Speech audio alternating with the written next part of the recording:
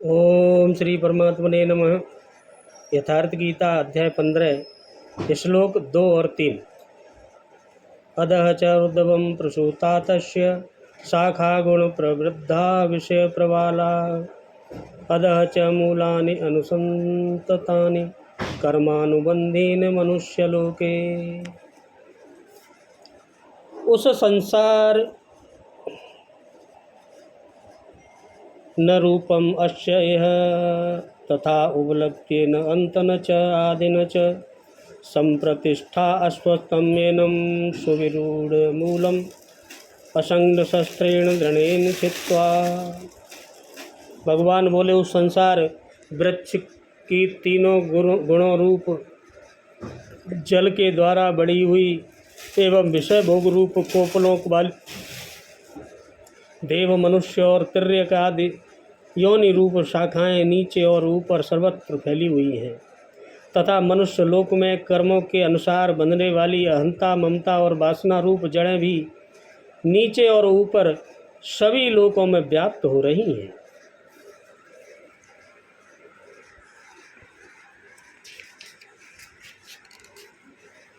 इस संसार वृक्ष का स्वरूप जैसा कहा है वैसा यहाँ विचार काल में नहीं पाया जाता, क्योंकि न तो इसका आदि है न अंत है तथा न इसकी अच्छी प्रकार से स्थिति ही है। इसलिए इस अहंता ममता और वासना रूप अति दृढ़ मूलों वाले संसार रूप पीपल के वृक्ष को दृढ़ वैराग्य रूप शास्त्र द्वारा काटकर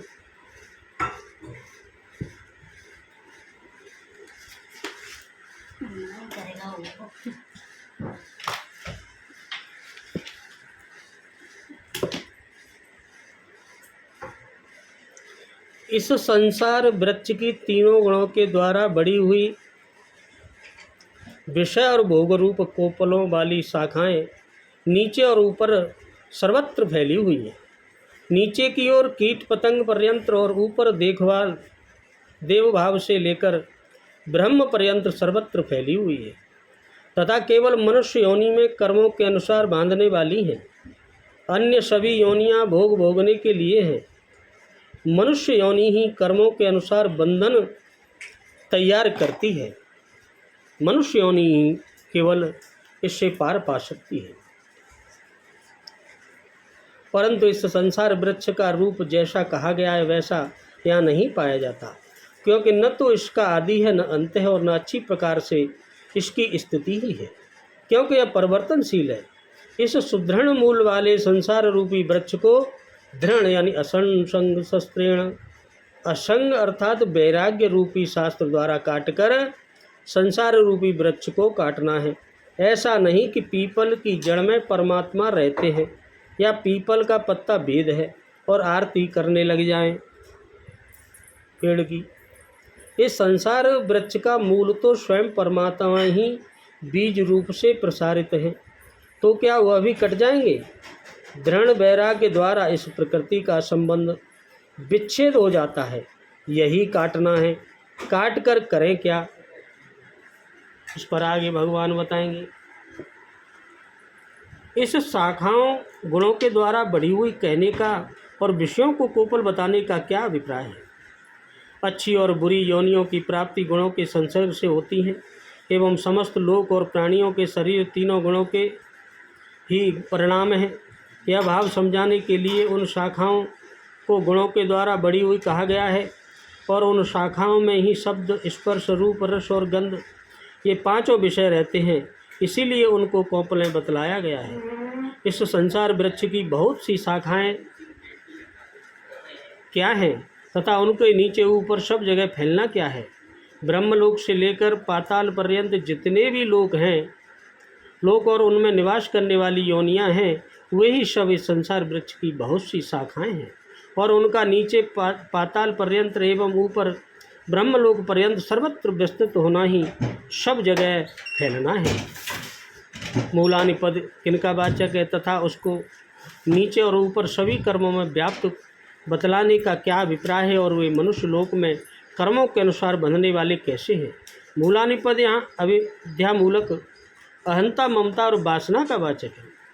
ये तीनों ब्रह्मलोक से लेकर पाताल पर्यंत समस्त लोकों में निवास करने वाले आवागमनशील प्राणियों के अंतःकरण में व्याप्त हो रही हैं, इसलिए उनको सर्वत्र व्याप्त बतलाया गया है। तथा मनुष्य शरीर में कर्म करने का अधिकार है एवं मनुष्य शरीर के द्वारा अहंता, ममता और वासना पूर्वक किए हुए कर्म बंधन के हेतु माने गए हैं। इसीलिए मूल मनुष्य लोक में कर्मानुसार बांधने वाले हैं। दूसरी सभी योनियाँ भोगनी योनियाँ हैं, उनमें कर्मों का अधिकार नहीं है। अतः यह अहंता, ममता और वासना रूप मूल होने पर भी वे कर्मानुसार बांधने वाले नहीं हैं। ऐसे शब्द, स्पर्श, रूप और गंध ये पांचों स्थूल देह हैं और इंद्रियां इस अपेक्षा सूक्ष्म होने के कारण शाखाओं की कोपलों के रूप में कही गई है। मुख्य शाखा रूप ब्रह्मा से संपूर्ण लोकों के सहित देव, मनुष्य, तिर्यक आदि योनियों की उत्पत्ति और विस्तार हुआ है, इसलिए उनका यहाँ शाखाओं के रूप में वर्णन किया है। अहंता, ममता और वासना रूप मूलों को केवल मनुष्य योनियों में कर्मों के अनुसार बांधने वाली कहने का कारण यह है कि अन्य सब योनियों में तो केवल पूर्वकृत कर्मों के फल को भोगने का ही अधिकार है और मनुष्य योनियों में नवीन कर्मों के करने का भी अधिकार है। इस संसार जैसा स्वरूप शास्त्रों में वर्णन किया गया और जैसा देखा सुना जाता है वैसा तत्व ज्ञान होने के पश्चात नहीं पाया जाता। जिस प्रकार आंखें खुलने के पश्चात स्वप्न संसार नहीं पाया जाता, इसका आदि नहीं है। यह कहने का प्रयोजन है कि इसकी परंपरा कब से चली आती है इसका कोई पता नहीं, इसका अंत नहीं है। यह कहने का प्रयोजन है कि इसकी परंपरा कब तक चलती रहेगी इसका कोई पता नहीं है, इसकी अच्छी प्रकार स्थिति भी नहीं है। यह कहने का यह प्रयोजन है कि वास्तव में यह क्षणभंगुर और नाशवान है। ब्रह्मलोक तक के भोग क्षणिक और नाशवान है, ऐसा समझकर इस संसार के समस्त विषय भोगों में सत्ता, सुख, प्रीति और रमणीयता का न भासना ही दृढ़ वैराग्य रूप शस्त्र है। स्थावर जंगम रूप यवन मात्र संसार के चिंतन का तथा अनादिकाल से अज्ञान के द्वारा दृढ़ हुई अहंता, ममता और वासना रूप मूलों का त्याग करना ही संसार वृक्ष का अवान्तर मूलों के सहित काटना है।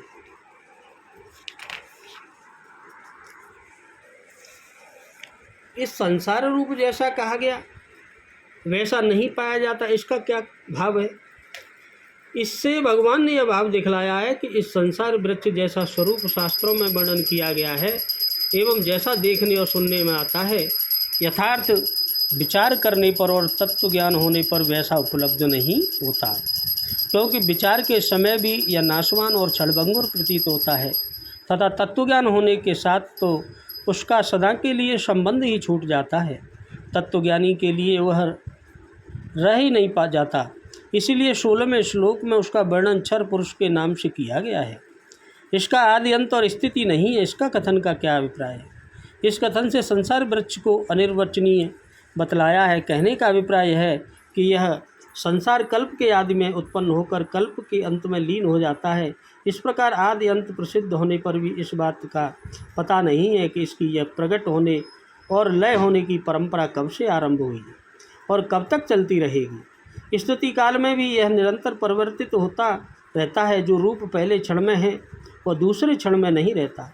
इस प्रकार इस संसार वृक्ष का आदि अंत और स्थिति तीनों ही उपलब्ध नहीं होते। इस संसार को सुविरण मूल कहने का क्या अभिप्राय है तथा असंग शस्त्र क्या है और उसके द्वारा संसार वृक्ष को छेदन करना क्या है?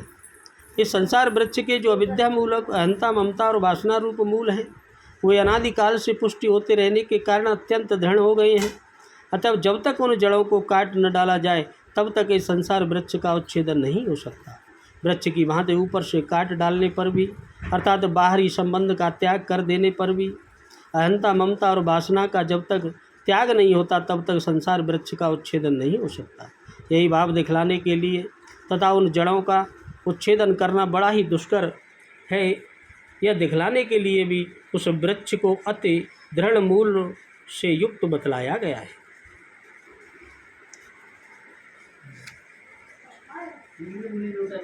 विवेक द्वारा समस्त संसार को नाशवान और क्षणिक समझकर इसलोक और परलोक के स्त्री पुरुष धन मकान आदि तथा मान बढ़ाई प्रतिष्ठा और स्वर्ग आदि समस्त भोगों में सुख प्रीति और रमणीयता का न भासना, उनमें आसक्ति का सर्वथा अभाव हो जाना ही दृढ़ वैराग्य, उसी का नाम यहाँ असंग शस्त्र है। ये संग शस्त्र द्वारा जो चराचर समस्त चराचर के संसार के चिंतन का त्याग कर देना है, उससे उपरत हो जाना एवं अहंता ममता और वासना रूप मूल का उच्छेदन कर देना है, यही संसार वृक्ष का दृढ़ वैराग्य रूप शस्त्र के द्वारा समूल उच्छेदन करना है। इस प्रकार वैराग्य रूप शास्त्र द्वारा संसार छेदन करके क्या करना चाहिए, अब इसे आगे श्लोक में बताएंगे। बोलो राधे राधे, जय जय श्री कृष्ण।